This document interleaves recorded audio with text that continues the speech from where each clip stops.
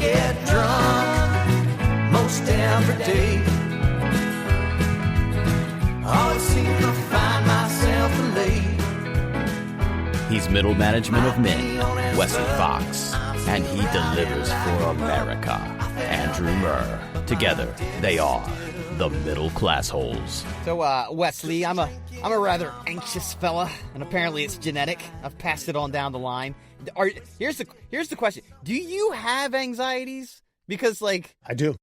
Of all the people in my circle, like, you seem to be the least rattled about... You get angry about things, that's for sure, but you seem the least rattled by most things. So I have driving anxiety. That's right. Yeah, that is probably the evil spawn of a slight claustrophobic. I'm slightly claustrophobic. I don't get, like, panicky, but I'm not a fan of, like, tight spaces. Okay. And I think just as time has gone on, if I don't have a route to pull over in the event that something bad's happening, it just builds and builds and builds.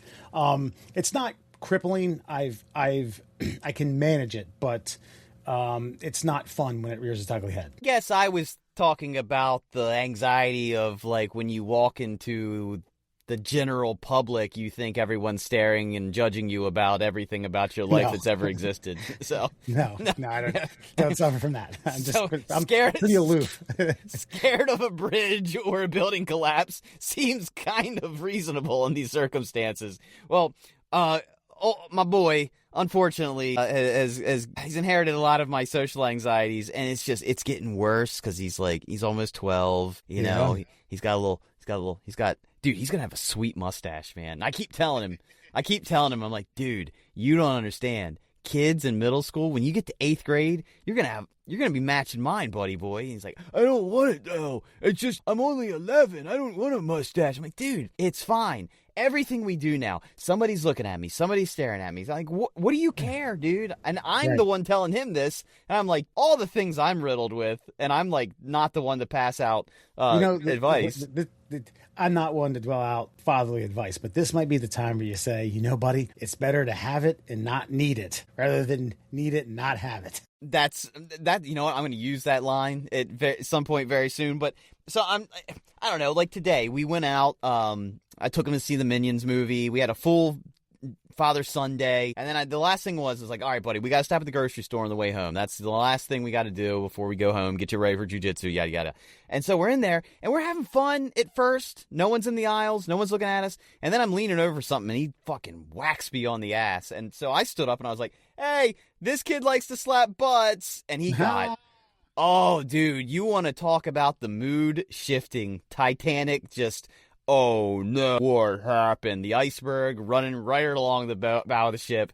And I was like, dude, listen. And so finally we got to the car. I was like, man, do you want to have fun in life or do you want to worry about what everybody else thinks? I was like, you know who never worried about anything? The guys from Jackass. He's like, who?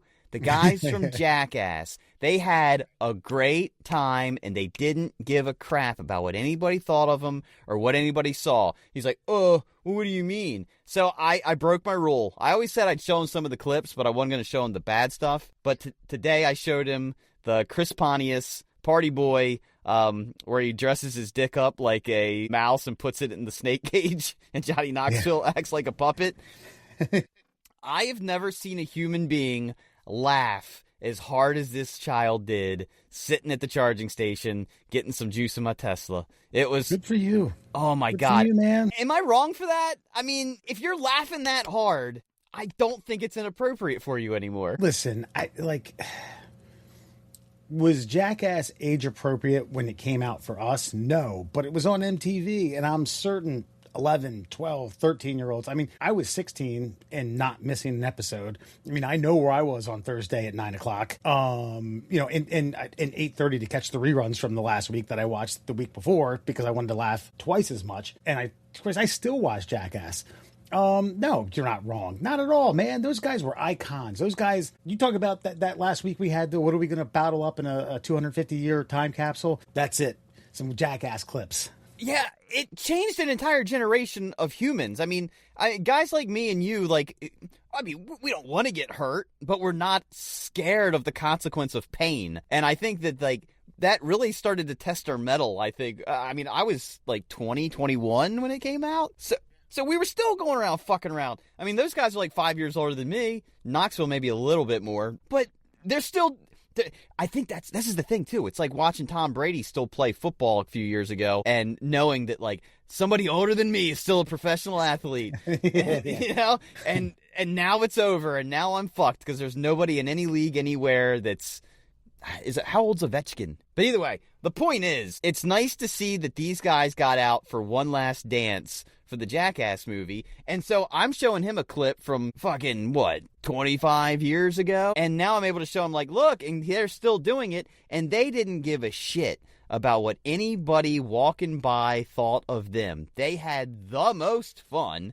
Maybe they took a few years off the end of their life. They're the bad years. It's fine. They enjoyed the fucking moment. And anyway, I don't know. Just trying to figure out ways to translate to him that, like, these anxieties you're experiencing are not driving over a bridge, which is fully possible that you fall off and die. Not being crushed by a building, fully possible that you die. You know, claustrophobic. Like, those aren't the anxieties that I should worry about him having. It's is that lady looking at me? My dad said this kid slaps butt, so they're going to judge me? Who cares? I don't know. No, nobody cares. Like, I sometimes ponder over what I'm going to wear on a night out or sometimes on the podcast. Sometimes I have to look back at old clips and be like, all right, hold on. When was the last time I wore that? When's the last time I wore this Mutt Cuts Providence, Rhode Island shirt that I'm wearing tonight? And in the grand scheme of things, no one gives a shit. No one's really going to remember that type of stuff. And I had to, like, remind myself of things like that. And I got a good piece of advice. I remember I was a groomsman at a wedding years ago, and I was pissed off that the pants that I got were, like, I don't know, probably like an eighth of an inch too high. Showed a little bit of sock above the dress shoes that I was wearing, that I was renting from Men's Warehouse. And Brother Dewey Love was like, no one's looking at you. No one's staring. No one cares about the groomsman. It's the bride, bro. I'm like, you're absolutely fucking right. Hell yeah. I'm going to get drunk beforehand. Well, I was going to, but I'm going to get drunker. Well, the only thing people mock me about is like, oh, another black t-shirt? Yeah, another black t-shirt. I got so anxious about what I was going to wear all the time. I look good in a black t-shirt. So that's just that's my uniform. Ernest fucking P. Whirl. You open my closet, it's nothing but black t-shirts and uniforms for work. Nothing else. I ain't got to worry about it. One less anxiety. Figure out how to fucking, like, trim some fat off the mental instability. I'm going to have to find out what baseball player said this. He was from, I want to say, the 70s, maybe a little bit into the 80s, and I don't know who he played for. I want to say it was the A's, and I want to say it was post their 3 World Series in the early 70s. Good player, not great, but kind of, had a sustainable career. And some reporter asked him about something. He was like, I don't worry about the things I'm in control of because I'm in control of them. And I don't worry about the things I don't have in my control because I'm out of control of those things. I was like, well, that's everything. God, that's great. Yeah. Mind is free. There's another great baseball quote. We can look this up at some point. But it's like, when you're in a slump, what do you think about? I think about dinosaurs. And it's just this weird quote about dinosaurs. And he's like, by then, I forget about all the things I'm messing up at. Yeah, I don't know if that speaks more to the philosophical mindset of this player than it does to the stupidity, but there's a fine line between genius and idiot. Yeah, but you know what? There's also a fine line between success and failure. And if pondering about the existence of dinosaurs is what gets you out of absolute poverty, then God damn it, you think about that brontosaurus every day of your life. I've always wondered about those stegosaurus, man. They're just funny looking things. They just funny. Look at that long drive ball to left field. She's out of here. Hit that with my stegosaurus. Tim Meadows doing, yeah. Look at that funny looking thing, Daddy. Woo. Get him out on the town, baby.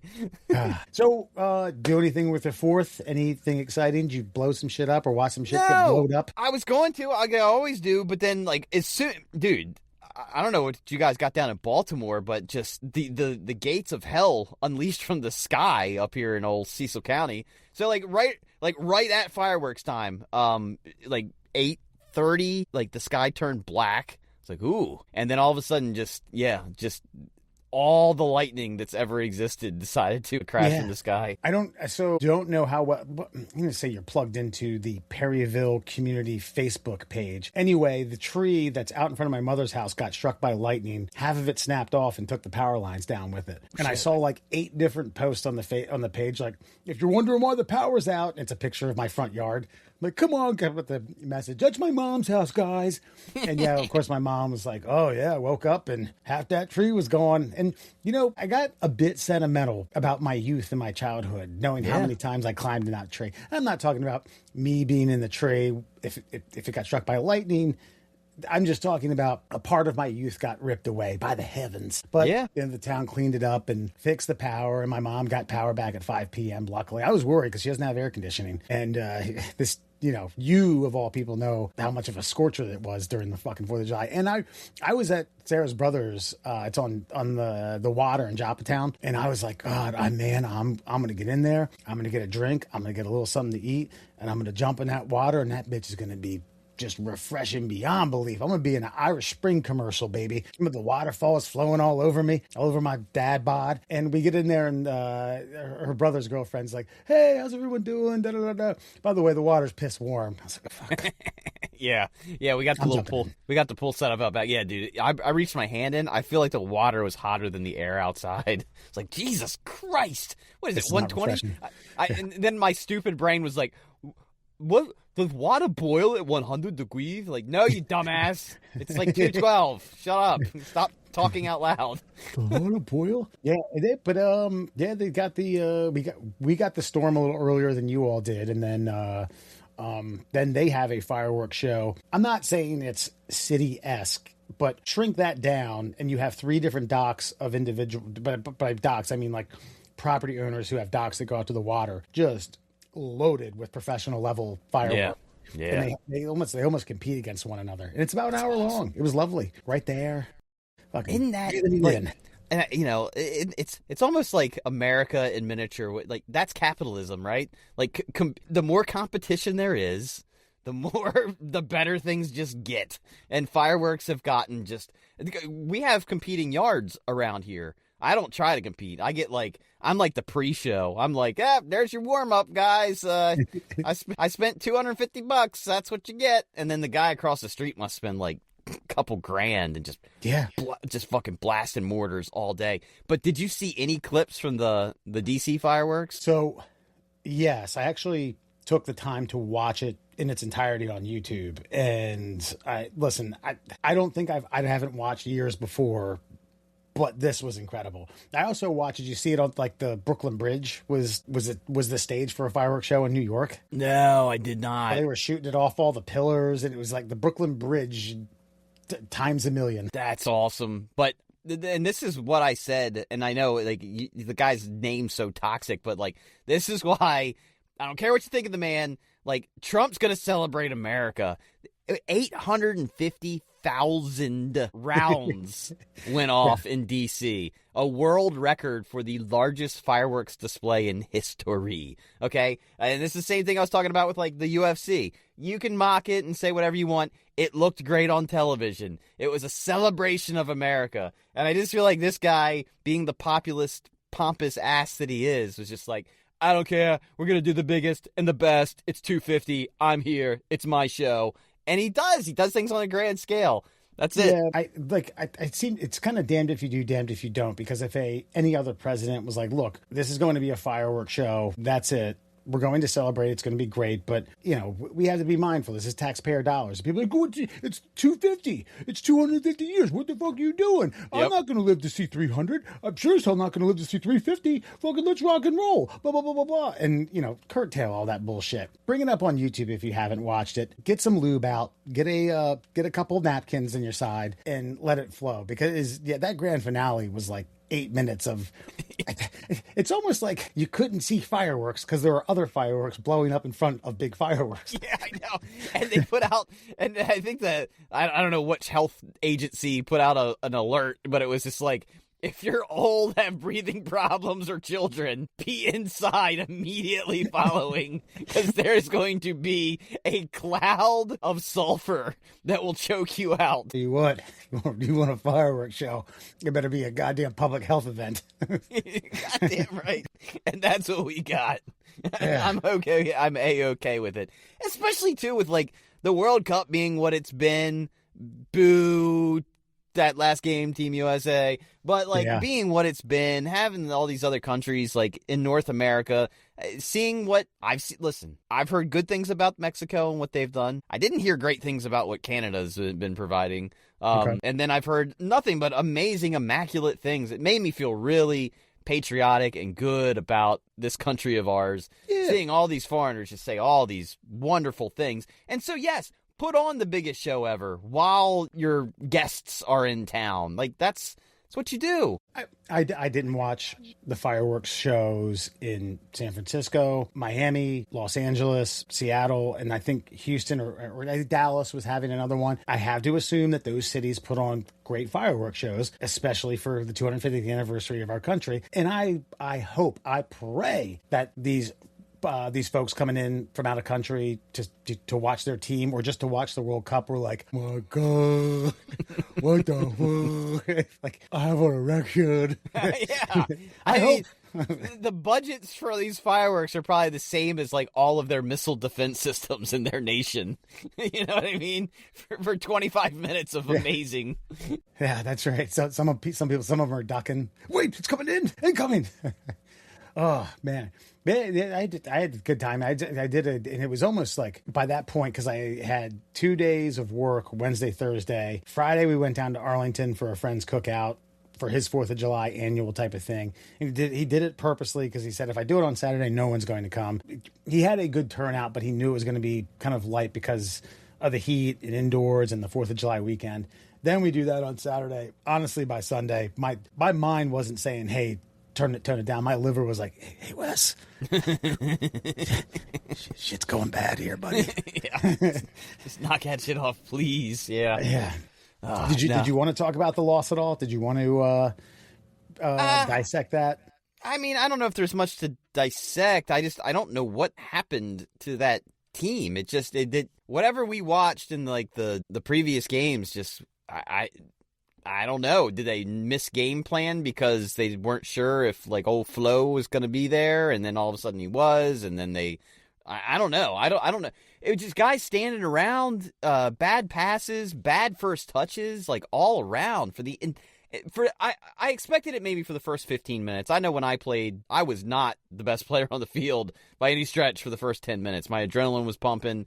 I had to calm the fuck down. I figured after the first goal, it'd be like, all right, let's center ourselves. Then they get that rocket off of the free kick, tie it up. I'm like, okay, even Steven, let's go.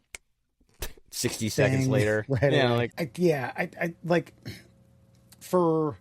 think it's just is one, the frustrating thing is I work with a lot of people who aren't United States men's national team fans, and having to listen to their dissection of like, this set them back 20 years. Like, all right, look, fucking, you started watching a month ago. Pump the brakes, buddy. Two, I think it's just, they played the worst game that they could have played that day, and Belgium played exceptionally well. And I know they're a European powerhouse as of the last like 12, 13 years, but they played like shit in the group stage. They got lucky to fucking get into the knockout round. They shouldn't have beat Senegal, okay? And then they played a phenomenal game, and kudos to them. My hat's off. They did what they had to do that day. I just felt as though 2-1, they make the changes at half, and like, it's really hard to make substitutions in the first half as well as strategic X's and O's changes. It's hard. It's hard to do it on the fly. Your best bet is like, let's get it to half. If I need to make subs and we need to like make formation changes and tactical changes, we'll do it then. And he did. He took Dest out. He brought Reyna in. They were pressing. They were owning the fucking the offensive end of the field. Belgium was sinking in pretty deep, but it seemed as though like, okay, we're going to grind. We're going to grind. We're going to grind. We're going to tie this game up. Then Matt Freese, the goalie, comes out and makes a great play, immediately followed up by, don't know what to do out here. And it was like, it wasn't a gut punch. It was like someone took a syringe full of fucking arsenic and injected it into your testicles. Yeah. I It don't was know just a what. bad, they played terrible and Belgium played well. And you run that game back 9 times, you're not going to get that. I don't think you're going to get 4-1. You're going to lose, but it's not 4-1. No, every fundamental skill on the field was lacking, and I think that's what was the frustrating part for me. It just seemed like guys weren't moving to space properly. When they did, the ball was coming in. I don't know if I don't know. They passing too hard? No, it's professional soccer. You know, like those guys can stop a ball dead still from like 50 yards out in the air at full blast. Like, I don't understand like why, you know, the bad touches, and by bad touch for anybody who doesn't know soccer, it means when the ball hits your foot, how far away from your body does it go? They were leaving them like 2 or 3 feet off their foot every fucking pass that was coming to them. That's about 1.5 to 2 feet too long. Yeah. The passes weren't going to the proper space.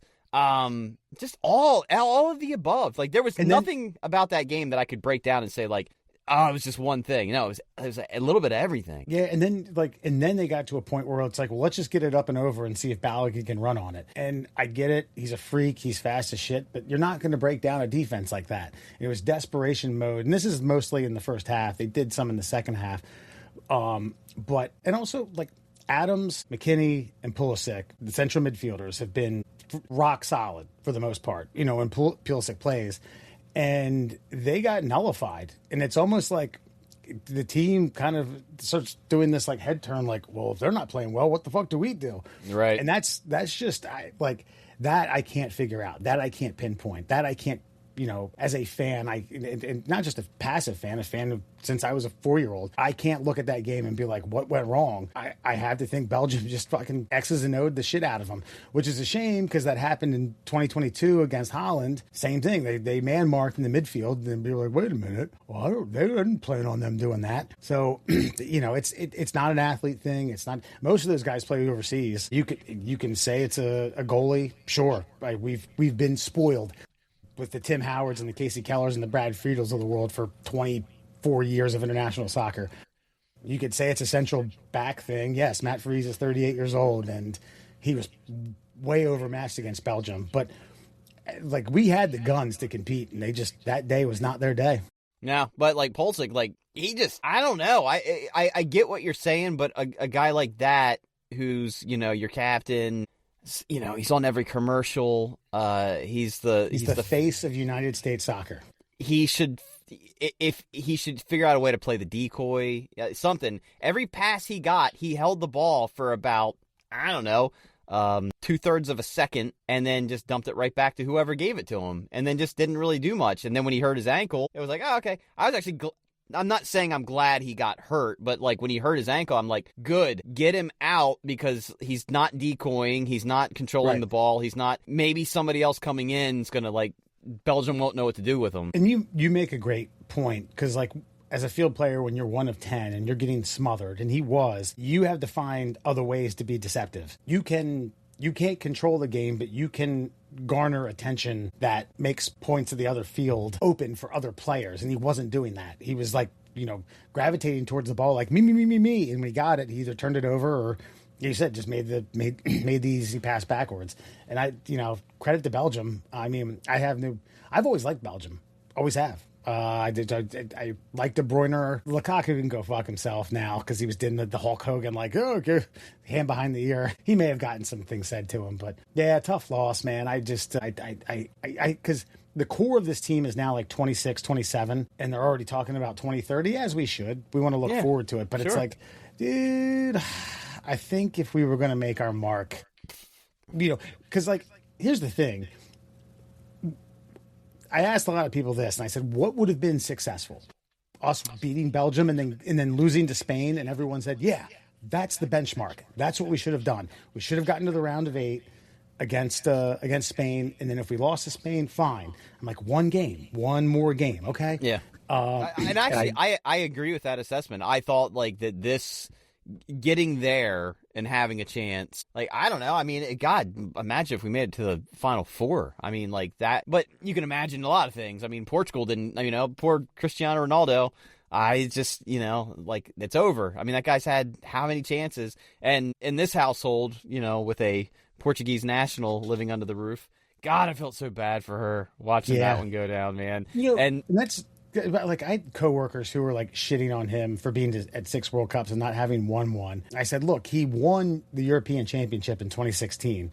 And it was almost like this. I don't know if Wes is fucking with this because he knows a lot of soccer, but we're just going to say that he's insulting and trying to, propel the European Championship as it actually means something. And they all kind of like, whatever. I was like, I don't think you understand how hard Euro is the second hardest tournament. Yeah. And it's pretty close to the World Cup. Because you're only omitting, like, this side of the world. I mean, and this side of the world hasn't been. I mean, Argentina's been. 6 of the 8 teams in the last 8 are European teams. Yeah. No. Oh, by the way, speaking of European teams, fucking dude. By the way, don't watch the clip. Don't try to figure out how Homeboy hurt himself from the English national team. Don't do that. And what's funny is Kane was getting interviewed, no voice, and it's like, I think he's all right. He's it's just more like, I think he's all right. Just said he hurt his arm. And I was like, oh, hurt his arm. Oh, no big deal. He'll be fine. And then I watched the clip and I'm like, no. You can't play with that. I don't care if it's your arm and you play soccer. It's over. What a dumb fucking way to take yourself out of the biggest tournament in the world. That's So I play co-ed on Tuesday nights, and our goalie is Mexican. It's weird. His English is superb, but I also think that no matter how you dice it, if you didn't grow up here, there's going to be a language barrier. And Sarah asked, who are you rooting for now? And he's like, well, since England beat Mexico, I'm pulling for England. And then I said, hey, did you see that guy hurt himself and fucking celebrate in the end? Fucking broke the shit out of his arm. He's like, oh, no, it wasn't a break. It was just a fracture. It's like, okay. There's levels to fractures, and they're all breaks. Just letting you know. Didn't want to get into an anatomy discussion with the guy who's English is a second language. So, but as a soccer player, by the way, I saw how he did it, and I know you were like, when I texted to you, and you were like, yeah, he's dumbass celebrating like that. Like, he wasn't even celebrating. He was hop skipping over a fencing, and like, right. I don't know how many times I've done that, like, little, like, lean left, hop with your legs, and pull your hips over move, and just the fact that a professional world-class soccer player fucking ate shit. They're just like us. They make mistakes. It did. It actually gave me a lot of pride that, like, yep, you never done that one. Right. Yeah, and I was bringing this up after we talked about that, celebratory act. I think it was the second Holland goal against Brazil, right? Okay, sure. I haven't watched as much. I haven't been able to watch as much as you've been able to watch. But so Erling Haaland scores the second goal. Mind you, he's 6'5", probably 230. He's a sorry. bull. You just said Holland, and I was like, who did Holland play? Like the country. No. Sorry, Erling Haaland, striker for Norway. Looks like Vigo from Ghostbusters 2. Oh yeah. That guy. Yeah. That guy. So one of his teammates jumps on his back, and then another teammate jumps on the teammate's back for a piggyback. Holland kind of like buckles, but he's strong enough to hold. If I'm the coach, I'm like, yo, don't do that. Dude, the scariest thing in soccer, as far as I was concerned, I was always scared to score a goal because you get fucking mobbed. Yeah. And they're mobbing you. And I'm, at that time in my life, like 120 pounds, and right. I've got an entire soccer team jumping on top of me? No. You want another one of these things, these rare gems from an Andrew Murr, you better leave me the fuck alone. I would always try to run away from everyone. Run and dive down, and get flat, cover your head. There's a great clip. It was when Florida played Ohio State in the national championship game. I think it was 2006. Ted Ginn, star wide receiver for Ohio State, initial kickoff, gets it, runs it back, runs to and then obviously the team, like 12 seconds off the clock, you score 6 points, you're already amped up to the fucking tee. They go flying in, and some lineman from that fucking kickoff return goes sliding in and tears his ankle to bits. Now, he didn't break it, but sprained it to where he couldn't play anymore. I was like, man, if I was a coach, I'd be like, your scholarship's revoked, young man. You're fucked. You're going to be digging ditches in Oklahoma for the next 4 years. Well, it's like Aaron Rodgers last year when like somebody like I don't know what they knocked him the fuck down and he was just like, the fuck are you doing? Like yeah. Like what do you, yeah, thanks for being happy, but like let's not kill the golden goose while we're at it. Yeah, you just go up and you hold your hand out for a high five and that's that. Ugh. All right. Middle Classholes, everyone. Murr and Foxman, just us running tonight. We got Alan next week. Stick around. I'm going to bring you a BuzzFeed list. It's some polite burns that sting more than actually using swear words. So if you really want to torch someone without cursing, these are some of the things that they suggest. Some of these. Okay, first of all, this is an Oscar Wilde quote. We might need to deconstruct this one because I'm not familiar with it. Some people bring joy wherever they go. Others, whenever. That's way too philosophical for so the person you're using that on is going to be like, okay, whatever. Whenever I choose.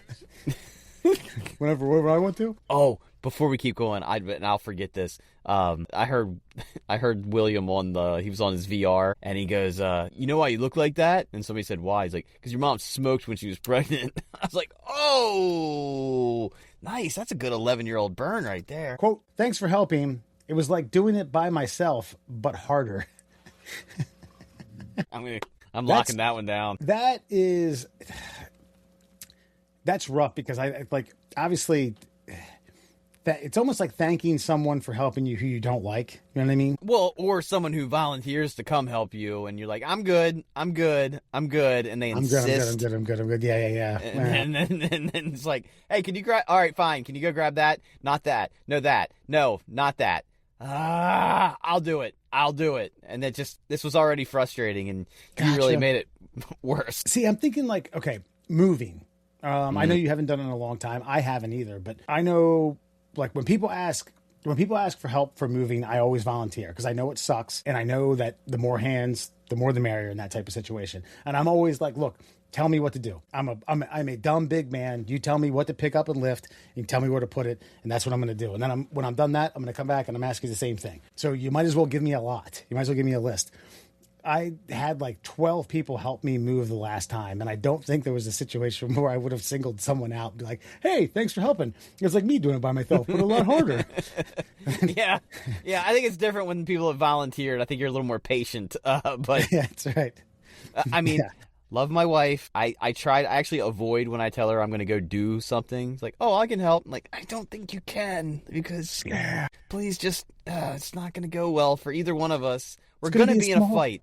It's going to be a small area, small confined area. The two isn't merrier. This is I get it because it's got the logo. You could trip over a wireless signal. That's just dumb. Okay. All right.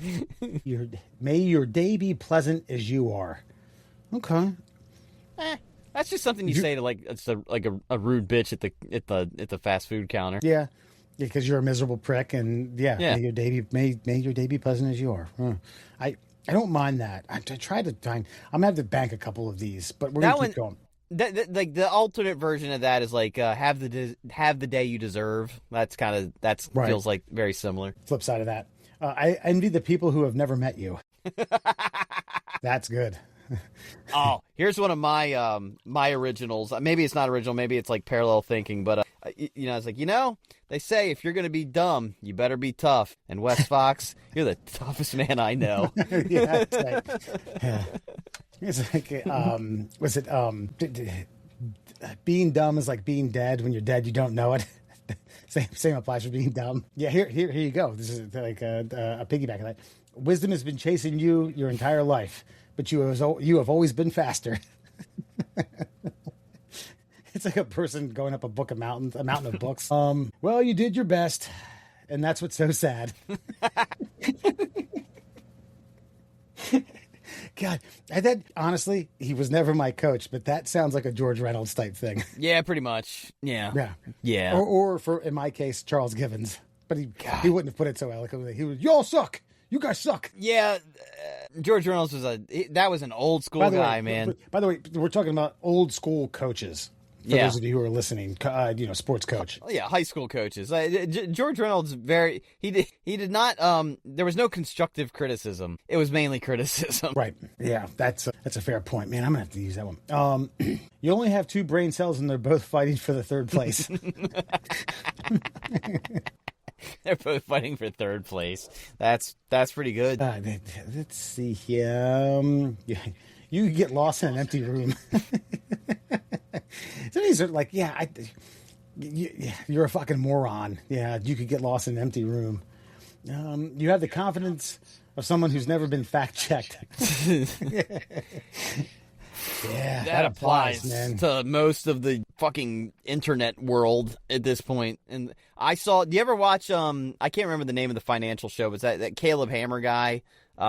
He's like kind of a pudgy dude, kind of a little bit of a goatee, glasses, and No, he does like a YouTube show. I can't remember exactly what it's called. Caleb Hammer. I can't remember the name of his podcast, but he has these people on for financial advice, and it's just, What was the quote again? You have the confidence of someone who's never been fact checked. Yes, there's just people that come on there and start spouting things. And he's like, "Why do you think that's true?" And it's like he says that kind of phrase a lot. Why do you believe that is a thing? And he just has these people on, and it just feels like they spend most of their life either not at work because they wouldn't be on the show otherwise, but mostly online, and they're really, really dedicated to their conspiracy theories and have never looked up to see if a single one of them holds an ounce of water. That's like, because when dealing with someone like that, you want to get a baseline. You know what I mean? You have to break it down to like, all right, like where do we find the base of where you and I can agree? And then let's build up from there. And usually you get to square one. It's like, God. And yeah, why do you think this is true? And well, how much time do you have? I don't know, 3 minutes. Well, one of the people he had on, he was like, so you have 2 credit cards. What do you use them for? And he's like, oh, well, this one's just for purchases, and this one's just for food. And he's like, yeah, I can see that. It's McDonald's, Chick-fil-A, McDonald's, Chick-fil-A. He's like, yeah, that way I can keep track of like what I'm buying. He's like, it's maxed out. What does it matter? What does imagine having a whole credit card just for fast food. That's maxed out. It's maxed out. We've got to get that credit up a little bit. You have to listen. I'm looking for another $4,000 on that. Yes, sir. We can do that. 12% interest. I just don't. It always makes me feel better about me because I'm not the thriftiest spender, but I have no debt. I have one credit between me. We have one credit card. Every bill is auto-paid on that credit card. The only bill I pay is my credit card bill. God, okay. Yeah. That's not bad. Sarah and I both have Chase Southwest cards, and she grills me every time because when you buy, first of all, when you purchase stuff on that, you get Southwest points. Right. And then you can use that for flights. But I can also use her points on flights that we both purchase, and I never do. I always just bum rush it and get the flights, and then I don't ever put her as like a frequent flyer to get more points for her stuff. And I'm like, oh man, I'm really sorry. I'm really sorry. And that may have flown, pun intended, after the first or second. Now that we've gone on flights with Southwest, I don't know, 25 times. I thought I'd learned my lesson. Yeah. Which brings me to my next one. I have neither the time nor the crayons to explain this to you. This is good. I don't really have any. Yeah. I have no notes. This is awesome. There was a really good Frasier episode where he was getting into it with and I don't know if it was. It was like a sports disc jockey, I think. It may have been just another disc jockey in the Seattle area who had basically like a rap battle type thing, but on their shows, and they never. They weren't actually talking to one another. It was like reading a report, dissing the other DJ, same type of thing. And then Frasier, of course, is like, I don't know what crown box he broke out to write this goddamn letter to me. Yeah. He's like, I hope he comes to this office right now. And it turns out he was there. What always amazed me about the fact that Frasier was such a huge show is that Frasier was like my least favorite character from Cheers. It just really? Yeah, I don't know. Maybe I have to go back and like rewatch. Maybe I was too young to understand like the philosophical babblings of Frasier Crane and the Cheers bar. But I just never appreciated Frasier at all. And then I loved the show. So I was like, why did I hate him here but love him here? It just, I don't know. It was always strange. See, I'm too. So I had to catch up when I started watching. Frasier was already there, and then remember he was it Diane? He was the first bar back from the one that took over for Rebecca. It was Diane Crane. Wait, yeah, Shelley Long. Yeah, the actress was Shelley Long. Yeah, he was dating her. Yes. So he was only supposed to be like a semi-regular, and the crowd apparently they got phenomenal responses. So they were like, okay, well he's a regular, and that was the third season. I didn't start watching until about the fourth or fifth season when I was a kid. Yeah, I know. With my parents, and he was indoctrinated. To me, he was a regular part of the cast. To someone who watched since day one, yeah, which always kind of an interloper, which was me. But like, I guess I didn't get that. Now that I'm older, I get that he was like the foil to Sam. Like Sam was like kind of, it's kind of duh. But he had good bar logic, whereas Frasier had actual logic. Logic, yeah. But I guess I was more of a Woody and less of a right. less of a this Frasier. Is funny. I've used this twice in the last 10 days, and I'm going to use this on this show. You remember the first 1 to 2 minutes was just a bit that had nothing to do with the show that led into the greatest intro song of all time. And Frasier shows up. It's Norman, Cliff, and Woody. That's it. Everyone else is out. Woody's like polishing glasses. It's closing time. He's like, "Oh, Dr. Crane, what are you doing here so late?" He's like, "Oh, I had to come by. Lilith is pregnant. She's got me making all these runs for food. I had to go get her some flour." Like, "What are you baking her a pie or a cake or a pizza or something?" She's like, "No, she's just eating balls of flour by the handful." Greatest cold opening for me is this old grizzled just vet comes in. Is like, the old bar, man. I haven't been here and I don't know when. Like, they changed it all around. Like, that staircase actually used to go the other way and led upstairs, and over there was this and this and this, and where Norm's sitting, and like Norm's always been there. Like, everything's changed. Norm is sitting there. Yeah. And right behind Norm, like, this guy hadn't been there in 40 years, so he knows who Norm is. Norm's always been a staple. This one I get, but I think if you tell it to the dumber side of the crowd, it might not resonate. So I can explain it to you, but I can't understand it to you. I've used similar phrasings to, I can explain it to you, but I can't make you understand it. I got a lot of that where I work. God, man, and there are philosophical quotes about not getting into an argument with idiots. They'll drag you down to your depths and beat you up with their logic, which doesn't exist. Same thing applies. This one, though, this is what I like. I hope your pillow is always warm on both sides. Stuart Scott really made that phrase cooler than the other side of the pillow. Yeah, God rest his soul, man. We talked about Jackass changing a generation. Stuart Scott changed I used to wake up. Well, I know about a young Wesley Fox in Sports Center. Yeah. You probably watched that if you could, if it was available, a 24-hour fucking repeat cycle. It's right. Actually, when I was in Cleveland a couple weeks ago for a wedding, Sarah had to get out of the hotel room early to go get hair and makeup done. So I had about 3 hours to myself. Then luckily I got picked up by one of the groomsmen because they're like, "Oh, what are you doing tomorrow?" I was like, "I got nothing to do." I'm like, we're just going to get changed. We're going to get changed at the groom's house and we're going to fucking drink beer. And I was like, "All right, well, what are you saying?" Like, "Yeah, we'll come and pick you up." Like, "All right. Fucking A." And, I got picked up. He's like, "What did you do?" I was like, I watched Sports Center 4 times. I stretched. I read. And I drank some coffee, and I took a shower, and you picked me up. It's like, 4 times? It's like, well, 2 times intently, 2 times on in the background.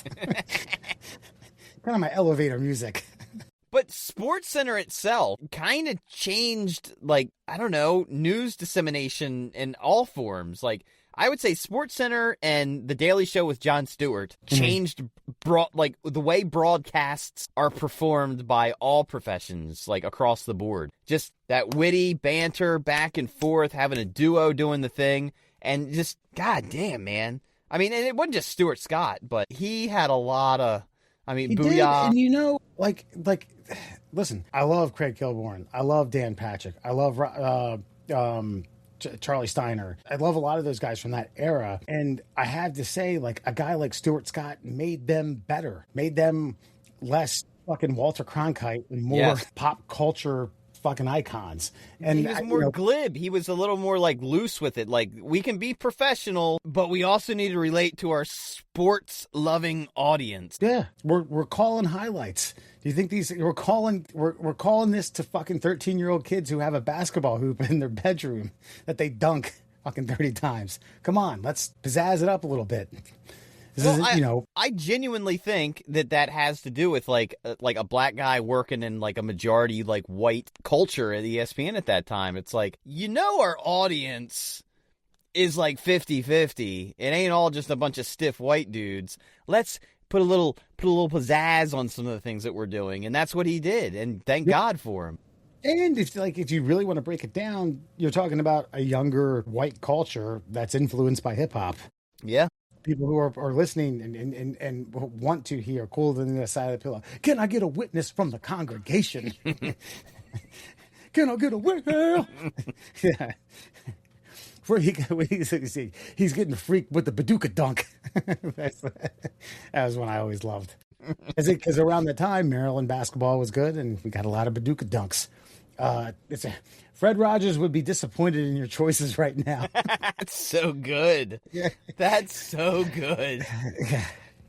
That's just very zeitgeistian, because if you say that to like a 20, 22, 25, maybe even a 30-year-old, it might not hit home. But, you and I. Can I just say, I said this, I uttered the phrase, yes, what you talking about, Willis, a few days ago. And I was just like, oh my God, how many people, like, most people still understand that that's a phrase. They don't necessarily get the reference, but how long has that endured now? What you talking about, Willis? I'm 50 plus. You know what I'm saying? Like, yeah. Anytime somebody fucks up parking, I'll go, like a glove. And I'm just thinking, how many people realize that is an Ace Ventura quote, because Ace Ventura is now like 35 years old. Yeah, or Bye Felicia. Oh, Friday. And how terrible has it been for every woman named Jenny for the last 30 years? Yeah. God, I hope this movie doesn't stick. Maybe it's just a pass. Maybe it's just a blow over. Just a phase. Which is what, I don't know, it was like circa 2015, that stupid What Does the Fox Say? Yeah. And I thought, like, okay, yeah, this song isn't going to stick. There's no way. You don't get that? Yeah, but that's not. It didn't, though. It did, but it didn't. I mean, for 6 months, I'd get some dumbass.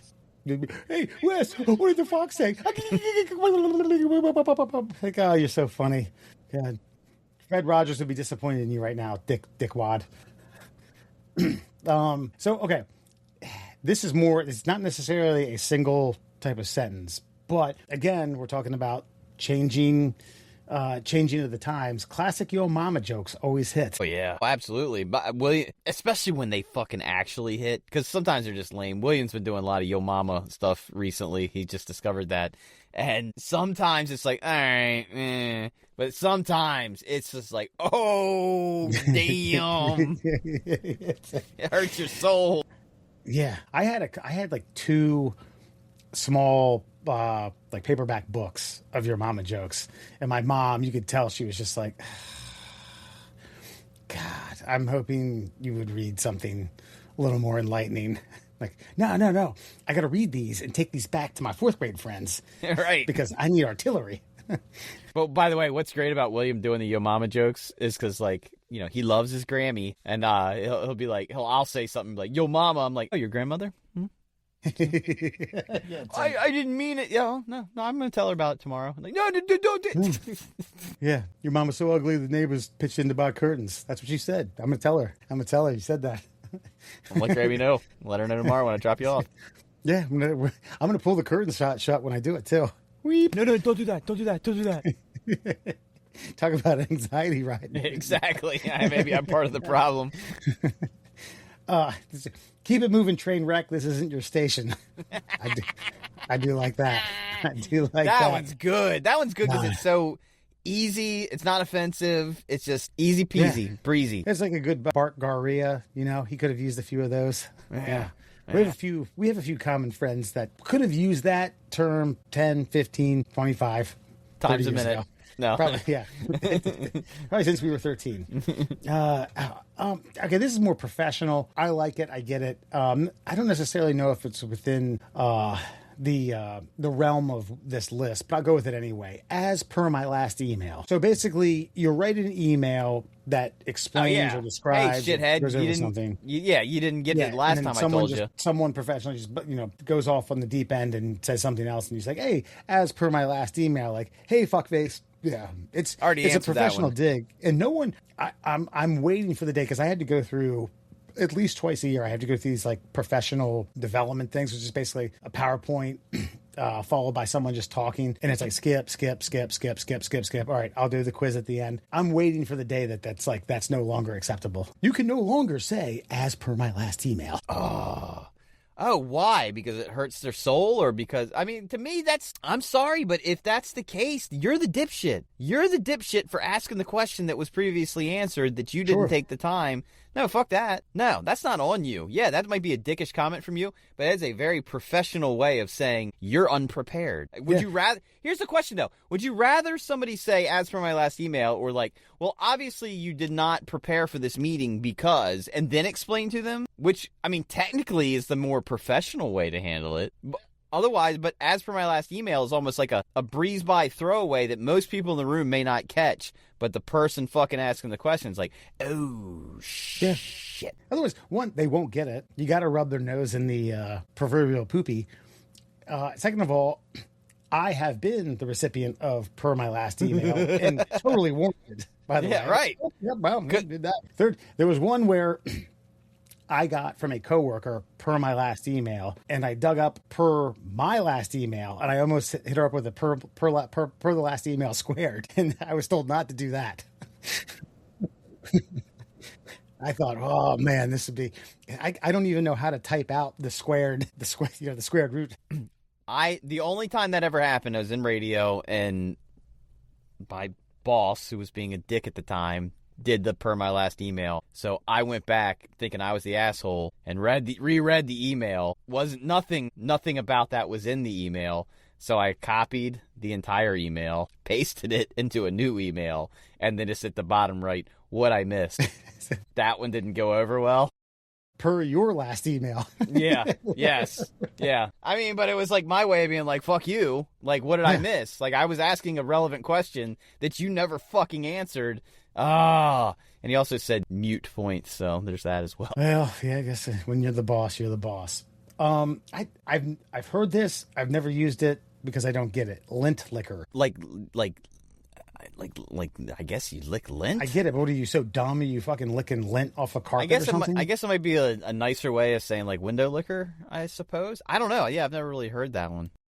Yeah. Or wait, what was that commercial? Like was it like you lint licking? Like, you remember what I'm talking about? It was like a. Yeah. Did she call him a lint licker? She did, but I thought that was a play on words because she wanted to call him a ball licker or something. I don't know. Yeah, that one I don't get. Yeah. I mean, is it just you have the brain power of a dog and you lick lint, and that's, you're a dummy. Well, I guess you'd be stupid if you licked lint, and maybe it's just you say it so quickly like they don't get. I don't know. Yeah, lint licker. Yeah, it might fly over their head. Yeah, because I mean, mouth breather is my go-to for dum-dum. I won't say the kid's name, but I remember in 5th grade, Mrs. Betts was like talking about like things that you can do that make people that show people that you're dumber than you actually are, or maybe you're dumb as you look. And she's like, and people who sit and just breathe through their mouth with their mouth open, like. And this, I just looked over this one kid. Oh, you mean Mark? Okay. Perfect example. And let me tell you, he fit the bill. Yeah, they usually do. Yeah. And not only are there mouth breathers, there are metaphorical mouth breathers. There are like kind of the, what's the, Christ, you're the dumbest person in the room and you don't know it. Same thing with the asshole. Yeah. What? There's a syndrome for that. I don't know. The quote I always hear is, if everybody in the room's the asshole, maybe you're the asshole. Like, you know what I mean? Like, I don't know that one. It's a syndrome? Imposter syndrome. Oh, Dunning-Kruger effect. Yeah, that's not exactly the dumbest person in the room. That's just dumbasses coming up with dumb conspiracies. That's it. I saw that this was during like post COVID, and this guy on some social media short was like, if you take 6 vials of raw processed granulated liquid garlic and you chug it, it'll make you impervious to it. And the guy's like, have you ever heard of Dunning-Kruger effect? It's like, what are you gonna That's where I get that from. But anyway, there you go. Lint and liquor. We'll figure it out, folks. If you have a lint story liquor in your or life, example, or a lint liquor in your life that you have called a lint liquor and they don't know it, by all means, let the middle class holes know. All right, Andrew, I want to get smart. I want to get anti-lint licking. I want to start licking pineapple seeds off of fucking models' taints. All right. There's a few quotes that we've already read that all apply to you right now. What Mr. Rogers is going to be upset with me? Of course he would. Before we He never expand did your that. knowledge, I do want to let everybody know that if you see cherries that are twice as much as the other cherries, buy them. I bought some cherries. I saw like the regular, like, you know, really dark red cherries at the supermarket, and then they were like $2.99 a pound. I was like, oh, and this is exactly a pound. Okay, so these are $3. And then I looked up, and there were some for $6.99, and I was like, well, $6.99 cherries better taste a lot better than the $2.99 cherries I bought, and they do. So do that for taste better. yourself. So Oh you my get God! more bang for your buck. I mean, I buy the Honeycrisp apples, which are like $3.99 a pound, and they are. There's no other apple. Stop eating other apples. Period. Do not put them in your fridge. Let them get nice and chilled, and just you can bite into a Honeycrisp with your bottom teeth and rip up and get half an apple in your mouth. Yeah. It's goddamn glorious. I was on the call with a partner that we use, basically a company that we use for work that we don't do. I'm friends with everyone within the company. He was talking to me about a project. I bid into one, and I was like, yeah.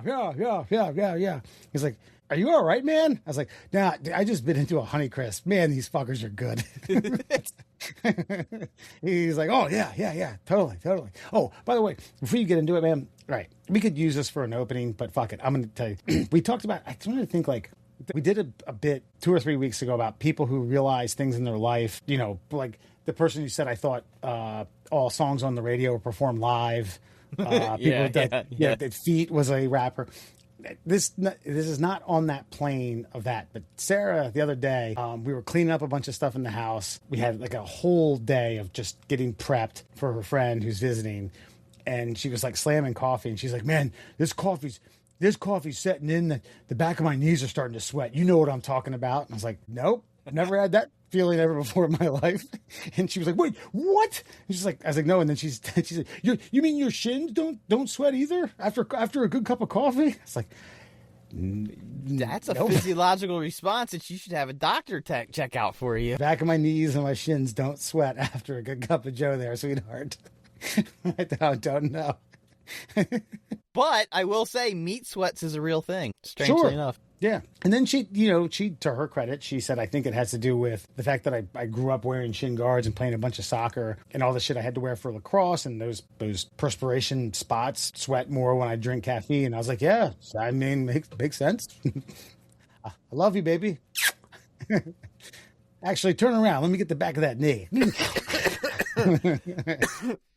Sorry, just since we're on the topic, since Maria's from another country, she's had a really hard time with like colloquialisms, and my favorite one that we in this house still use to this day is one day she looked at me and she goes, well, shoot yourself. Because it suit yourself, but I started laughing because it was like, it still works. It's the same phrase. That one's just a little more aggressive. Right. Then you should throw her this isn't a curveball. This is like a knuckleball from Tim Wakefield. You should say, kill self. No. But let's get to it. Let's get to some 5 fun facts for you on a Friday. Brought to you, of course, by our very many sponsors. You can find the Shin Splints Recovery Group. You got some weird sweats that happen after you drink coffee, happening only below the knee and above the ankle. Maybe the Shin Splints Recovery Group has some advice for you. You can also check out the Flat Earth Science Advocates for Truth on Facebook, and, of course, our good friend, the Cuckster. That's Cuckster for life on both TikTok and Instagram. Let's get to it. 5 fun facts for you on a Friday. And this theme tonight is sometimes we overthink things, and sometimes nature will just handle it for you. This is my favorite one. I don't know why I'm blowing the lead with it, but did you know? In the birdie protected landscape area in the Czech Republic, officials had spent 7 years navigating bureaucracy, permits, land disputes, and funding for a $1.2 million project to build small dams to restore wetland damaged by old military drainage systems. But then a colony of about 8 beavers moved in around 2025 and quickly built a series of natural dams in the exact spots that they were planning to build the dams themselves. Mud, stones, and wood restored the entire property, and they did it for absolutely $0, 0 cents, no permits, no fees. The Middle Classholes salute you, Czech beavers. I think, okay, one,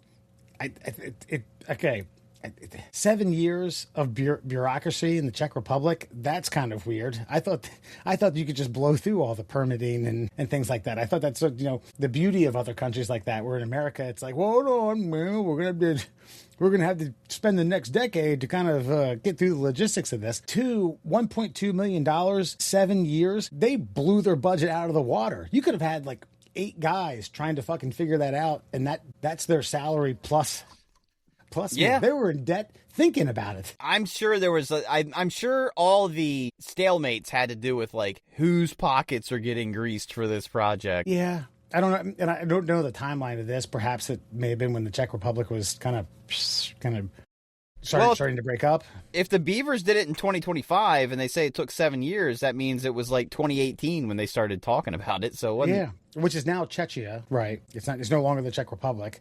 I don't know if that had anything to do with it. I'm just thinking. I mean, every World Cup you get a couple new countries in that. Yeah, that's true. Bosnia and Herzegovina, 2 countries in one. God, that's unfair. But I just think, maybe I should stop bitching about things like that taking a long time here in the States. It happens in other countries. But what, to build dams, or at least what, to study to build dams, or they wanted to build dams? They just wanted to build these dams. But I think what the most hilarious part is, I'll give them credit. They were picking the right spots in the river, apparently, because the exact spots they were planning to build the dams is exactly where the beavers like, yeah, we should do it right here. So I think this is where you have a boss and his his understudy, and the understudy gets to do one of the "you're dumb, Mr. Rogers would be disappointed in you now." What the fuck's Mr. Rogers?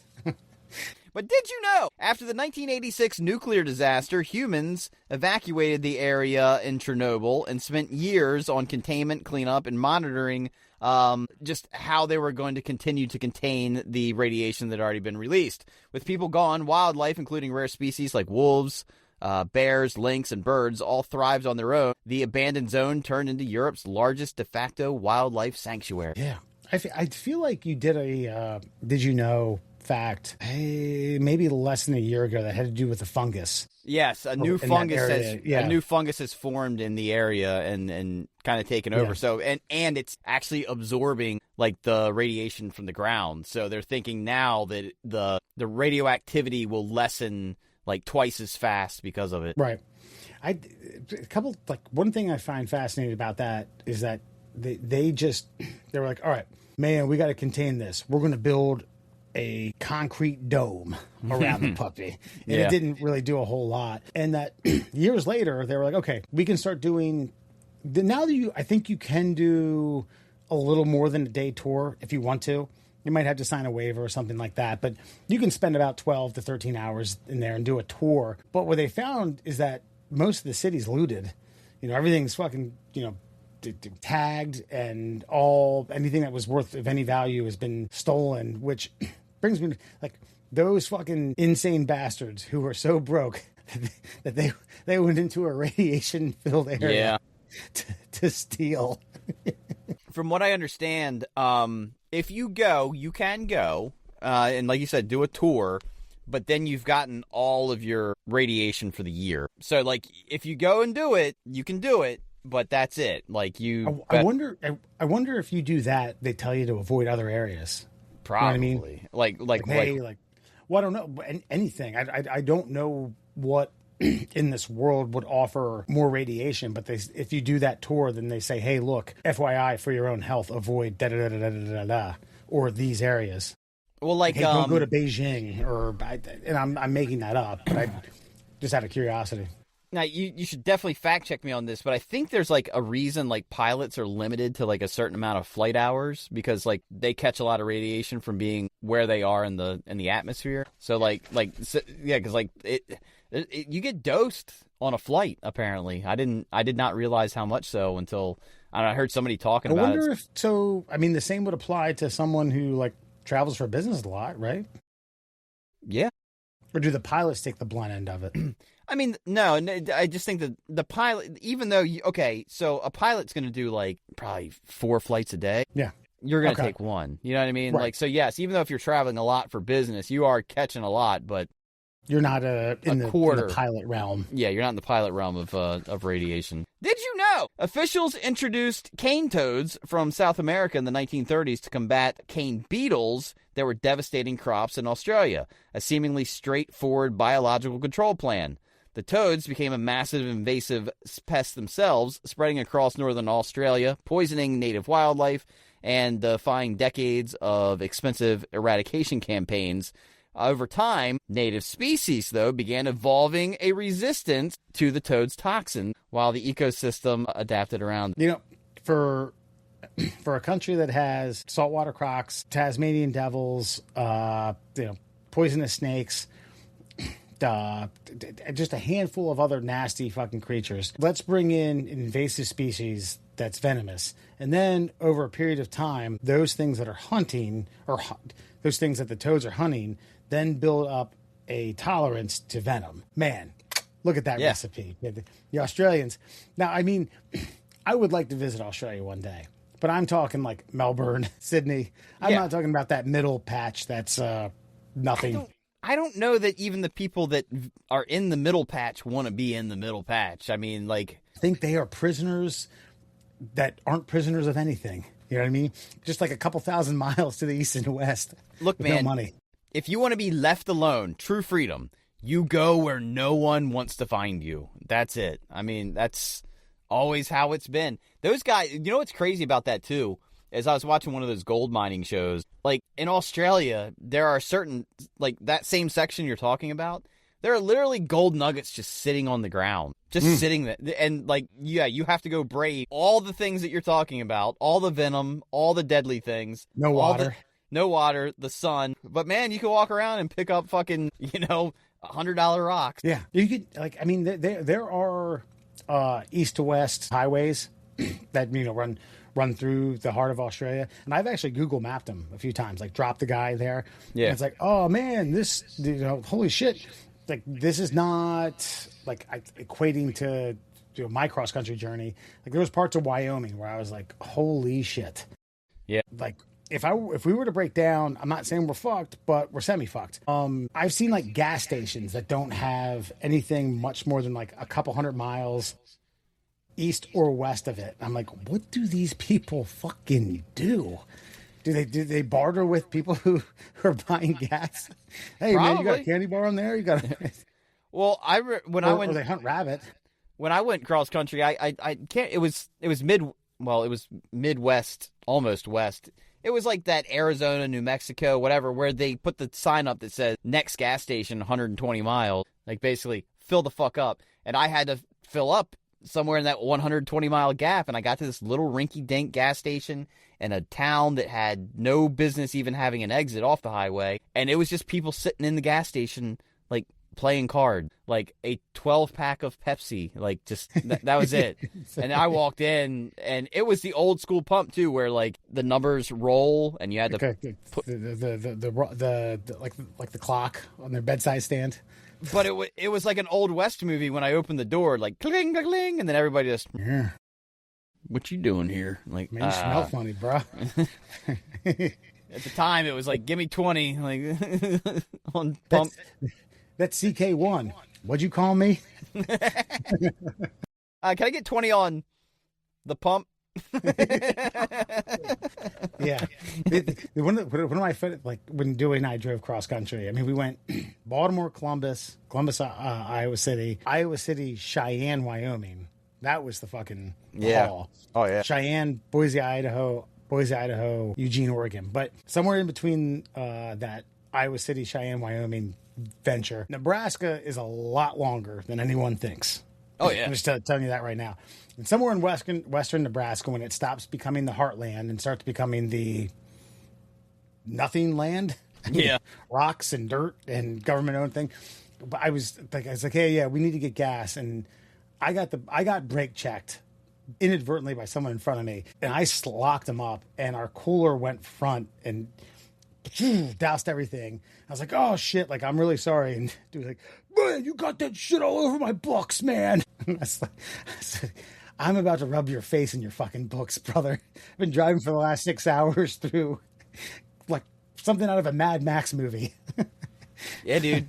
People don't realize like how that's the thing.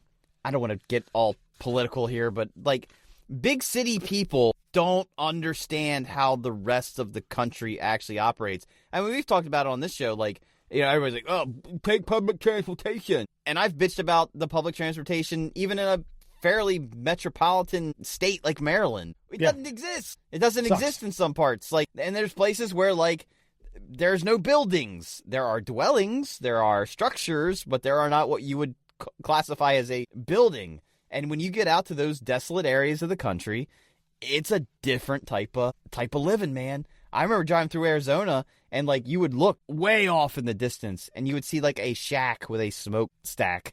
Like that was it. Someone lived there. That's right. Yeah, and to circle back, I mean, yeah, Google Map some of the middle parts of Australia. You will be shocked.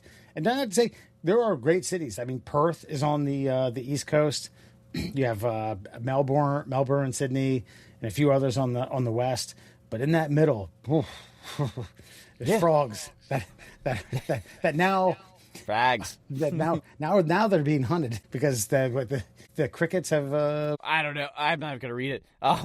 They did the same thing with cats, by the way. Like in Australia, there's like they hunt cats, like feral cats. Like there's like I think I want to say it was like Rogan was talking about going to Australia, and they had like there was like a hunting magazine, and the hunting magazine was just featuring like feral cat catches. Like, look at this one.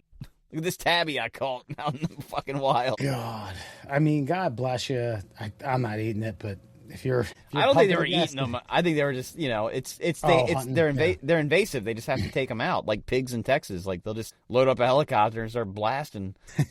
It sounds like a good time, by the way. Yeah, I know. I want to do that. Did you know the post-disaster recovery in Mount St. Helens was actually quite easy at the end of the day. Scientists sat around and planned extensive, costly reforestation, soil redemption, and monitoring programs, but they were hampered by logistics and debates over intervention levels, how much they should do, how much they shouldn't do. But nature took over rapidly, and within years, surviving gophers, insects, and the wind itself just spread seeds and repopulated and replanted the soil. Damn, gophers! There were gophers that survived. God bless those motherfuckers. You're talking about natural selection, and pull some DNA out from that puppy. Well, they're underground, so they didn't get blasted away. Good point. There was a couple. I mean, I actually watched a lot of videos on the Mount St. Helens disaster. One in particular, I like if you have watched any of it, I know you've seen this. It's an old 80-year-old guy who's like, well, you know, I've lived here for 65 years, you know, and I figure I am leaving. If it takes me out, it takes me out. Took him out. Yep. It's just ripped his house to fucking bits, and him and his wife died. And it's like, you dumb bastard. I think they were the only casualties of the event because they saw it coming so early that it's one of those rare times where they're like, hey, we need to kick out of here. And everybody was like, all right. And they did. I mean,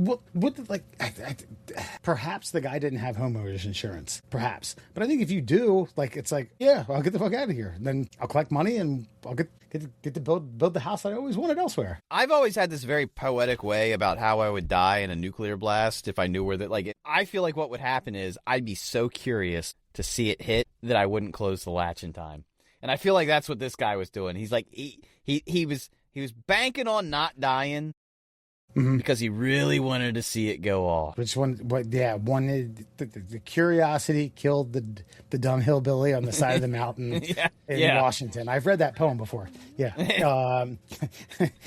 it's just. I mean, and you know what? Listen, 46 years later, we get to talk about it. 2, there's a little bit of Americana in that. Okay, man, you want to chill here? We're leaving. You're on your own. Yeah. Yeah. We ain't taking you. I feel like in today's America, some guys wearing They would have masks, shackled him up. They would have fucking... He would have been in zip ties and like hogged up into the back of a van, and they would have dragged him off to some insane asylum. And it's like, no, man, he just wanted to go out on his own. He wanted to go out on his shield, and his home was his shield. And you know what? There's nothing wrong with that. I mean, we can mock it and say we can say it's dumb, but no, he didn't want to leave his house, and that's that. Yeah. By the way, you're almost 90. What's the coolest way you could go out? Oh, I was killed in a volcano. I like to think his wife was giving him a blowy. Nice gummer at the end. That's perfect. Yeah. Oh, hold on. I'm about to go off. Mount St. Helens. And finally, did you know Detroit, after decades of economic decline, led to abandoned factories, vacant lots, polluted brownfields, I don't know what brownfields are, where massive government redemption projects and zoning battles continue to this day. Nature self-organized. As urban wilds emerged, native and invasive plants colonized lots, creating informal green spaces that boosted local biodiversity, improved soil through natural processes, reduced urban heat, and even supported community gardens, providing ecological and social benefits while humans are still debating plans. So basically, Detroit, it's that whole thing. Like, there's a special that was on the History Channel, like A World Without Humans. So it's basically like when we finally go away, what will happen? And yeah, the buildings just got consumed by foliage and trees and everything else. And now they're doing community gardens in these old like Ford factories and shit. By the way, you pretty much summarized what that was. Brownfields are vacant or underutilized properties where expansion or reuse is complicated by environmental contamination. I think the point of this that I kind of ended up coming to while I was putting this Fun Fact Friday together is that is the world and climate and all this stuff, is it changing? Yes. But we can't stop Mother Nature. We should adapt to the changes occurring around us. I just feel like that's where our money's better spent. I'm not denying any kind of global climate change or warming or cooling or anything along those lines. I'm just saying, as humans, our greatest strength has always been adaptation to the environment that is provided to us. So let's spend our money adapting to the changes instead of trying to change the changes. Because one Mount St. Helens undoes like decades of recycling and everything else that you can put your mind to. All right, well then, okay, then what about wildfires in the West Coast? Well, I mean, I don't want to get into this whole political thing, but like they should tend to their forests. They should go out and clean them up. They should attempt, because humans are there and the fires themselves are a natural process, they should do everything they can to wrangle the natural process. They should know that fires are going to happen, maybe start some of the fires themselves and allow them so that they can burn them out. They can burn these areas like strategically rather than let Mother Nature just come in and say, fuck you, see ya, Palisades. But get in there and know it's a natural thing that occurs. But again, if you want to break down, that Palisades fire, there was a lot of preventable things that could have occurred to lessen the damage. Then should people start leaving New Orleans? I mean, that it's going to flood.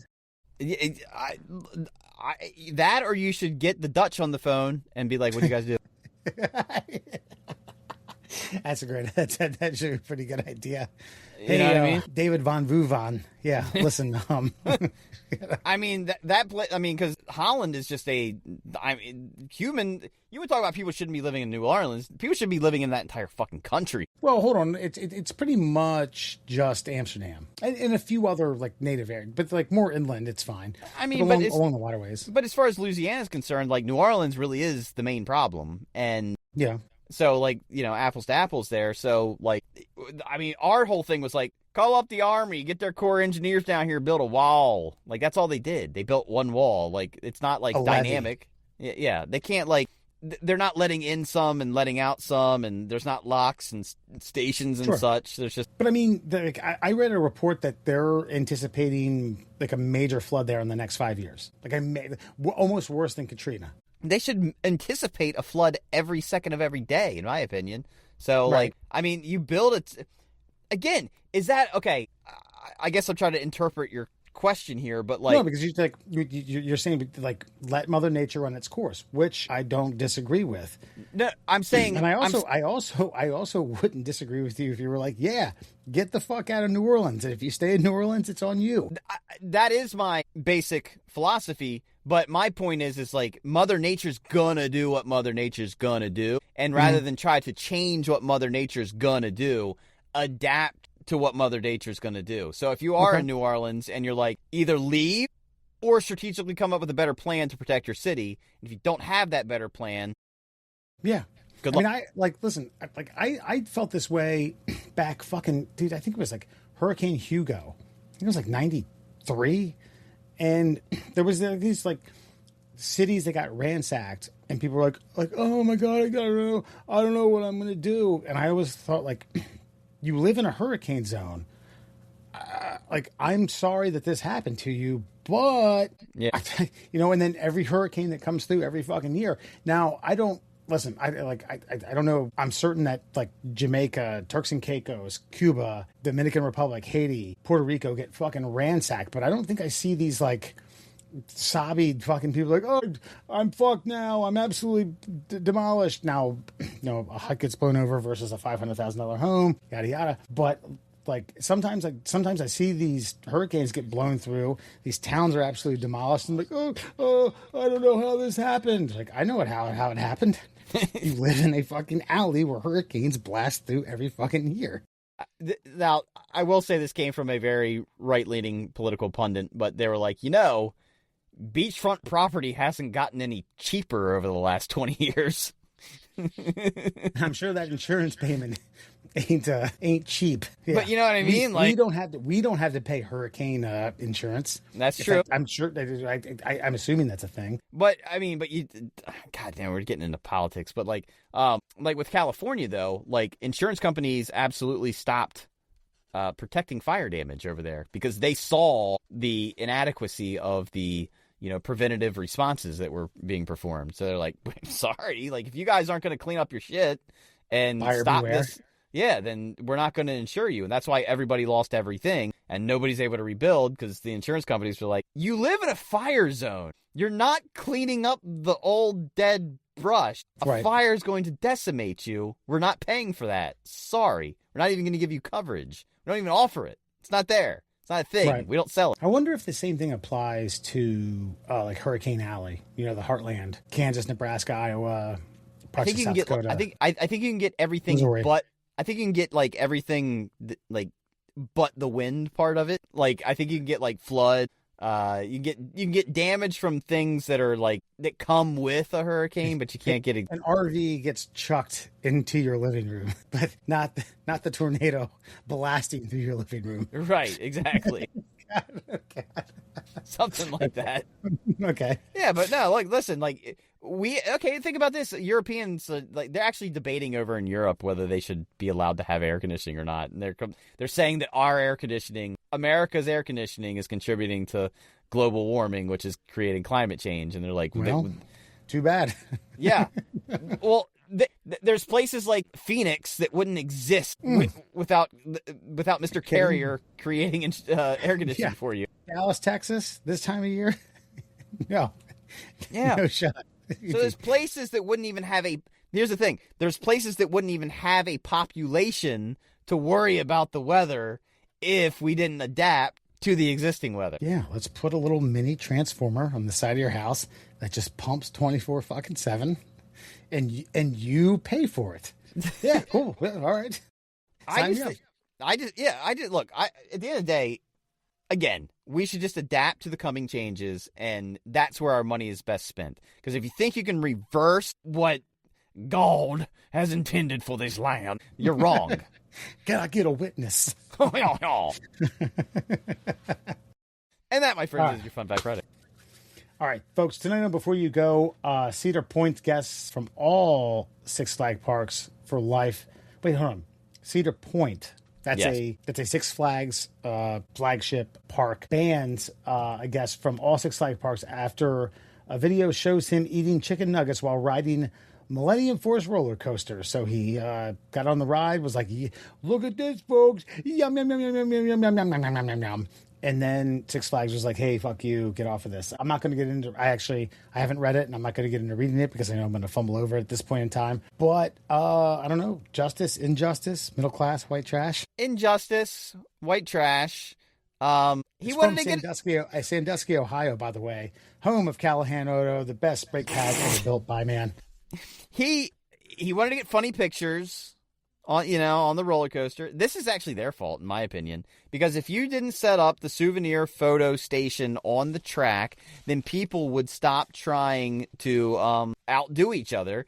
And I think that their point would be, I assume, is that you can't eat chicken nuggets on a roller coaster because you might choke. So we're going to kick you out for life? Fuck you. Let me choke. It's my choice. This is America. Mount St. Helen. Let me tell you about a guy who lived 30 miles from Mount St. Helen. No, but why do you think they would kick him out? For life at that. Let me say this. This has been banned from six. Does it say safety is the cornerstone of our business, and we have zero tolerance for inappropriate and unsafe behavior. Our ride safety policy strictly prohibits all loose articles on the ride, including food, which can become a choking hazard. So, choking hazard, I initially thought maybe it would be debris and hit someone from behind, maybe it, like catch someone in the eye with their eyes open or something like that. But excuse me, choking hazard. Banning them from life from all Six Flag parks? Come on, get the fuck out of here. Yeah. Give him a 1 year ban from that Six Flags. I'm sure he was a dick at a lot of places previous to The this. punishment doesn't fit the crime. Lay off. Stop fucking. What is this like? It's almost like we're going to prove a point. You know what I mean? We're going to use this person as a figurehead to show everyone else. Don't bring chicken nuggets on any roller coaster ride, you dumb Americans, because I know that's what you want to do. I never wanted to eat a chicken nugget on a fucking roller coaster. I just wanted to survive. I just wanted to get through it. But at the same point, okay, goddamn, the guy snuck on a 6-piece and gnawed on one and managed to get the fucking picture right. You mean, I would do it, and it would be my face wouldn't be in the picture, or it'd be me like, 4 feet from my fucking mouth with my mouth wide open because I'm scared. Like, I mean, kudos to this guy. It's annoying that the corporate figureheads have to put. I think maybe they were just waiting. Maybe they were just like anticipating, like, "Ooh, we got one now.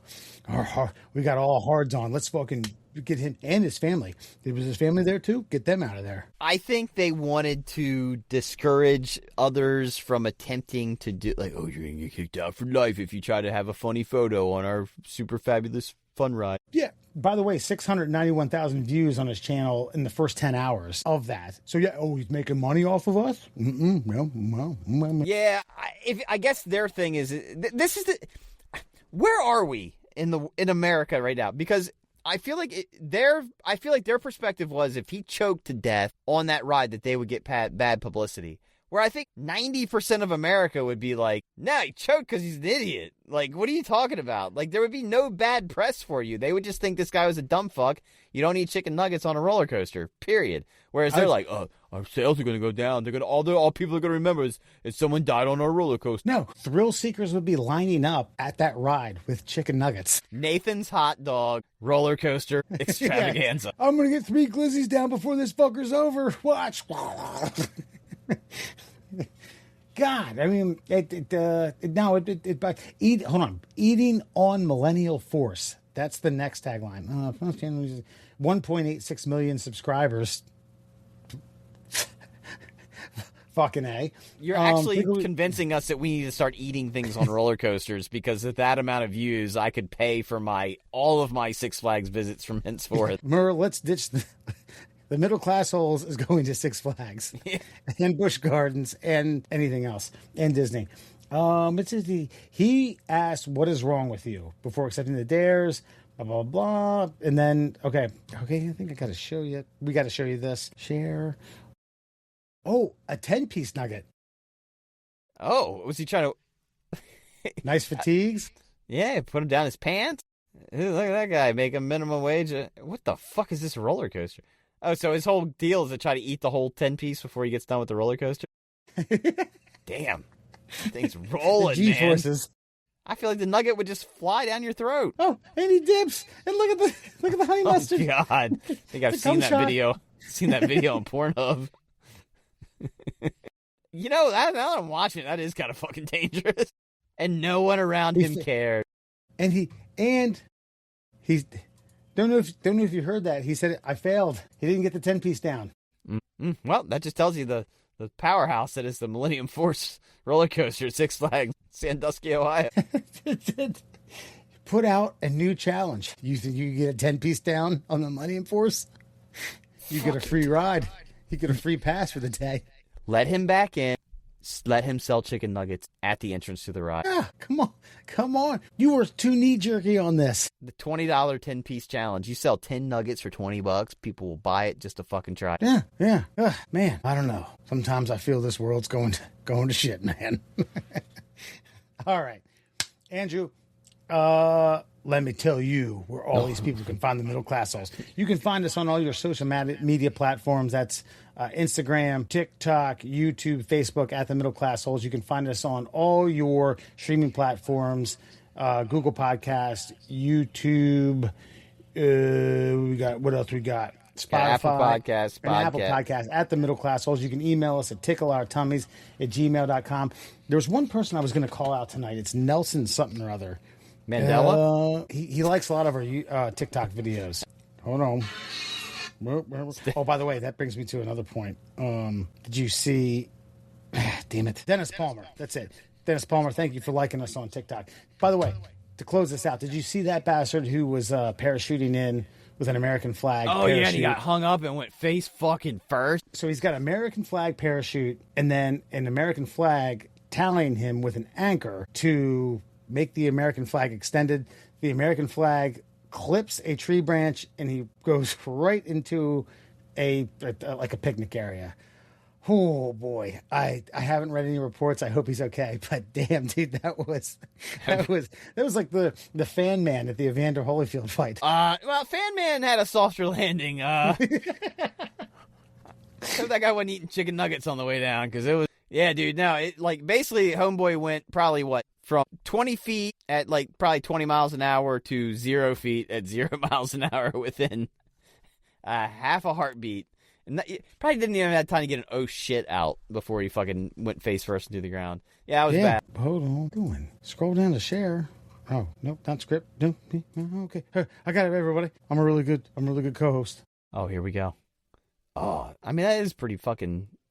I think he's got the That is American... gnarly. I mean, that's a big flag. I mean, I've seen them come down with this stuff. And then right on the tree. Whee! Oh! At least he kind of caught the canopy a little bit. A little bit. He goes 90 to 90. Boom! Oh! Dude, but I mean, honestly though, I mean, that was the best option for what happened. Yeah, because he does a pop-up tent. He does clip part of the pop-up tent. He completely misses the bleachers, which would have really fucked him up, and a bunch of other people too. Hopefully, anybody else. I mean, I maybe he got like an igloo cooler. Yeah, no, I'm all right. I'm not. Yeah, we're not doing that anytime soon. I thought those guys were pros, though. You know, I thought they would have. Yeah. Like they projected, like, hey, this is, we have this much ceiling or floor. Didn't somebody do that recently too, and like clip the scoreboard and were like hung up on the scoreboard for a little while? I don't know. Like I'm talking like an actual like college football style stadium where the scoreboard sits above the stadium. Yeah. It was just hung there for like. He was fine. But he was. By the way, I heard a 911 call of some guy who crashed like a Cessna into the tops of some trees. And 911 operators sometimes, man, Like, so are you okay? Like, I'm all right now. Like,